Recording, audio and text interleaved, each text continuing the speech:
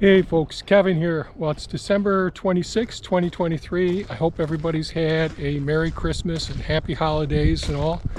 And we've had the warmest Christmas that I can remember in my lifespan, or Thea's lifespan. And the winters, at least, the winters have overall been just much more mild over the last decade, which is an interesting thing. And so in today's video, we're going to take a walk out to the root cellar. So the root cellar is out there just underneath the sugar shack, so we'll be heading out there in just a moment. But what I wanted to do was just bring up the topic of a couple of articles that'll be coming up that'll be coming out in the near future, and that's at mindfullivingsanctuary.com. No underscores or hyphens or anything. And there's always links in the description of these videos.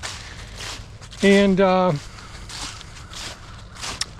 one of the articles, or I'll be doing a series of articles on homesteading, sort of the history of homesteading and the modern day homesteader.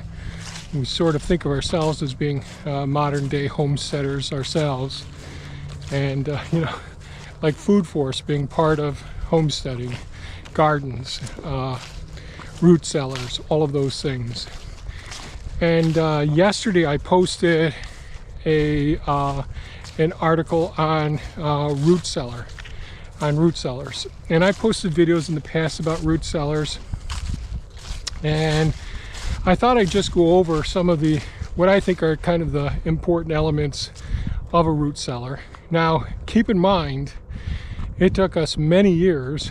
So I started on this property in 1975, broke ground in 76, and moved a mobile home on 1 acre of land, drilled a well, put in a septic system, and then throughout the 80s, we built the house and built different businesses, and have gradually worked on this property. So it's decades work getting to the point where we've got solar panels, we've got Food Force, we've got a sugar shack.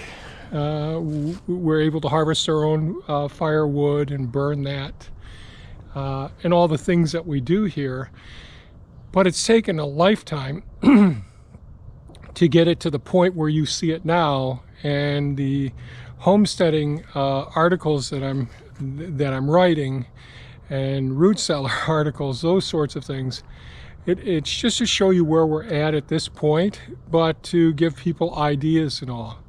And I'll be posting an article. I did a video years ago about keyline design, P.A. Yeoman's scale of permanence and all, and I'll be posting an article really soon about that, and you'll be able to click on the main icon of that to get to the original video that I posted. But it's basically about choosing a location, and that's a huge topic. And I haven't started writing an article about the specifics of geographically where you should decide to build your homestead, to start your forever home. And that's what I think of as a homestead: going in and designing a home for future generations, at least for your full family, for your entire life. And that's not just sustainable, but it's resilient. It's able to adapt. And I'll go over those topics, all the different categories in the article when I talk about homesteading and all. So here we are out in the sugar shack here, a little dark.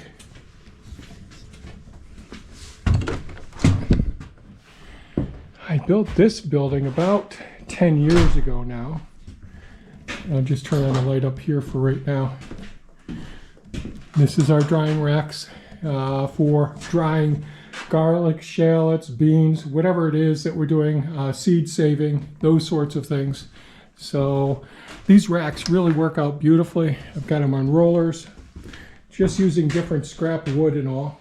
So now I'm going to turn on the light from downstairs, and we're going to head down the spiral staircase into the root cellar. the jingle you hear are some of our canning jars that I keep out of the root cellar right over here. So we have done lots and lots of canning over the years. So here we are, going to go into the root cellar. So we have two zones. We have a low humidity, low temperature zone, and I go into all the details about that in the article. So this is a low humidity, low temperature, and the temperature is the same in this other area as well. And we have very few in here. Usually we have shallots and all different varieties of potatoes and carrots and all. And so we really cut back this year, and Thea just took a big bunch of our potatoes. So these are some of the russet potatoes in here. But this is a higher humidity zone in this area here. And we can use a dehumidifier. Oh, I forgot to turn that light off. We can use a dehumidifier. And I've made videos in the past about the construction of this building. So we use the dehumidifier here to decrease the relative humidity in this room and raise the humidity in the other room. So it's pretty simple, not too much to it. This building is designed for several other functions. I won't go into those. Then you'll see some different plumbing fixtures and things on that wall. But here's some of our canned goods. And one of the things that's really important about having a good dryer, a low humidity, low temperature, and in the dark is saving seeds. And so our seeds really last for years and years down here. And that works out really well. Now we don't really harvest much honey, only when there's an issue, but this is what real nature, when you don't feed your bees sugar and all, this is what the honey looks like when it's about 50 degrees Fahrenheit. Really, really nice. And some of our thick stew-like soups got over here. So lots of dehydrated. And in the house, you've seen all our walls with all of the seasonings and all that we have been saving over the years.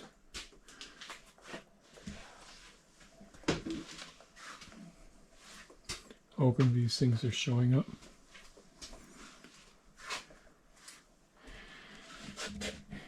And as everybody figured out during COVID, having paper towels and toilet tissue, those sorts of things, we've been doing it for years and years. We have cushions and all in case we ever have to get down here and rest, during the heat waves, that sort of thing.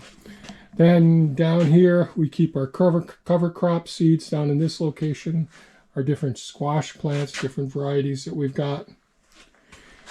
Whoops. Our sweet potatoes, the bins of sweet potatoes, the blue Hubbard squash here, sweet Georgia candy roaster squash here, butternut squash, and of course we're not doing nearly as much because we ended up wasting a lot of our stuff. It went to compost, but a lot of time and energy can go into canning. So I just wanted to share with you an article. So this is really just a way of getting people to look at the article so that I can always refer them later on when they talk about, what's a root cellar? What value is it? What can you do in a root cellar? So in that article, there's a place for comments. If there's things that I'm missing in any of these articles, please feel free to leave comments. And certainly in the article on the yeoman's scale of permanence, I'll be going over in that article, geographic location, topography, whether you're living in a mountainside or living in a valley, in a desert zone, all of the different geographic locations, water abundance, those sorts of things. The differences is where and how you'd construct a root cellar. And a root cellar can start off as just simply a little hole in the ground. Really, really simple systems that can be done. So this is my ultimate one that I wanted to build someday. And so we did get it built and it works out great. but it by no means is an example that you would have to have for yours. And in the article I go over, you know, the longevity of the seeds, preventing mold and mildew, getting your food supplies that you worked hard on to last as long as possible. So that's it for this video. The article is located at mindfullivingsanctuary.com. Just click on articles in the top, and you can scroll down and see the articles. And I'm starting to write again now that the summer chaotic, get things done like crazy has subsided. So on a closing note, I want to wish everybody a wonderful holiday. I know Christmas is over now, and I hope everybody takes care and is really safe comes New Year's Eve. I know that's a challenging time, especially as the snow changes up here in the Northeast. You know, people aren't used to driving in those conditions, and some people are distracted nowadays as well. Thanks so much for watching. Stay safe and take care of yourselves. Bye-bye now.